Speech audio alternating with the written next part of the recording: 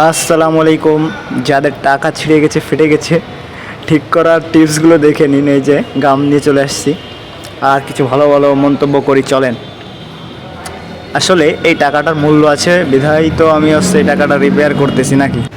ঠিক তেমনইভাবে এই টাকার সাথে আমি ব্যক্তি জীবনের তুলনা করতেছি। যতটা সময় আপনার দেহে প্রাণ আছে ততটা সময়ই মানুষ আপনাকে মূল্যায়ন করবে।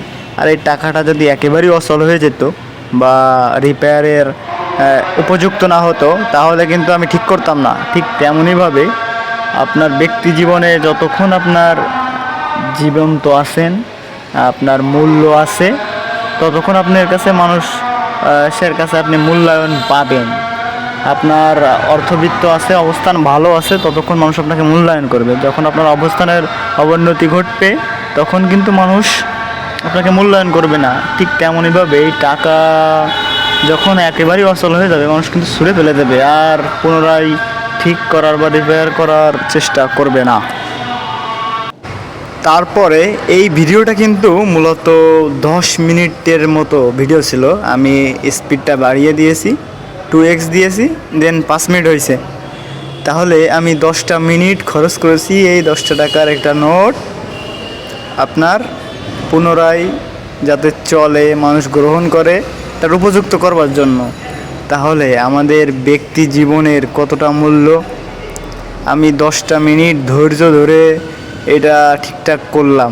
তাহলে আমাদের ব্যক্তি জীবনের মূল্য আমরা দেই না, ধৈর্য ধরি না, এই জন্য ধৈর্যের ফল পাই না, সঠিক জায়গায় সময় দেয় না। আমি এই জায়গায় সময় দিয়ে টাকাটা রিপেয়ার করেছি, এই জন্য এটা আমি পুনরায় ব্যবহার করতে পারবো। যদি আমি এই জায়গায় সময় না দিয়ে, ধৈর্য না ধরে, চেষ্টা না করে, এখানে চেষ্টার একটা বিষয় আছে, আমি চেষ্টা না করে ভাবতাম এটা তো ছিঁড়ে গেছে, চলবে না, ফালাই দেয়, তাইলে কিন্তু এটার পুনরায় তো ঠিক করে আমি চালাইতে পারতাম না। প্রথমে আমার চেষ্টা করা লাগবে। আমরা চেষ্টা করতে চাই না, ধৈর্য ধরতে চাই না, এই জন্য আমরা জীবনে সবাই কম বেশি জীবনে এক ধাপ পিছিয়ে আছি।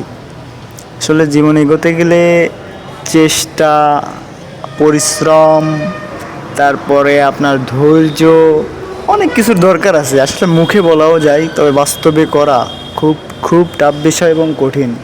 তারপরেও যতই কষ্ট হোক না কেন, এগুলো মেনটেন করে জীবনে এগোনো দরকার।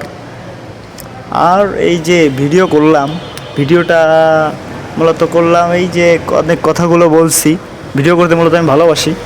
ভিডিও করা আমার পেশা না, তবে আমার নেশা। কিন্তু কোনো না কোনো কারণে আগের মতো আর ভিডিও করি না। তবে ভাই, জীবনে কিছু করতে হলে খারাপ পরিস্থিতিতে না পড়লে আপনার হয়তো বুদ্ধিতে আসবে না যে আসলে কী করা উচিত। তারপরেও খারাপ পরিস্থিতিতে পড়েও অনেকের আবার বুদ্ধি খোলে না। এজন্য খারাপ পরিস্থিতিতে পড়ার আগে ভালো পরিস্থিতির কদর করুন, অসুস্থতায় ভোগার আগে সুস্থতার কদর করুন।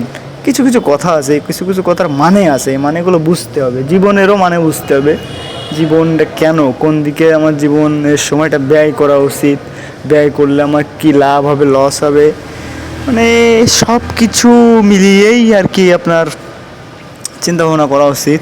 সুতরাং কম বেশি সবারই জ্ঞান বুদ্ধি আছে, সবাই বোঝে। আমার জ্ঞানে যতটুকু মনে হলো বা আমার ভালো লাগলো বলতে, আপনাদের সামনে উপস্থাপন করতে ততটা বললাম। বাকিটা যে যার ব্যক্তিগত বিষয়। আর জীবনে যাই হোক, ভালো সময়ে কিছু পয়সা সঞ্চয় করবেন, যেগুলো আপনার খারাপ সময়ে আপনাকে কাজে দিবে। খারাপ সময়ে প্রিয়জন, আপনজন, পরিবারের লোক কেউই পাশে থাকে না। সুতরাং ভালো সময়টাতে আপনার পয়সা সঞ্চয় করে রাখা ভালো। জীবনে প্রতিটা পদক্ষেপে টাকা পয়সা আপনার লাগবেই।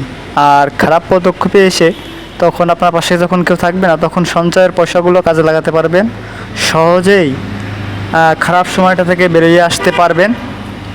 এজন্য ভাই, ভালো সময়ের কদর করুন। ভালো সময়ে এসেও খারাপ সময়ের চিন্তা করে খারাপ সময়ের জন্য কিছু সঞ্চয় করে রাখুন।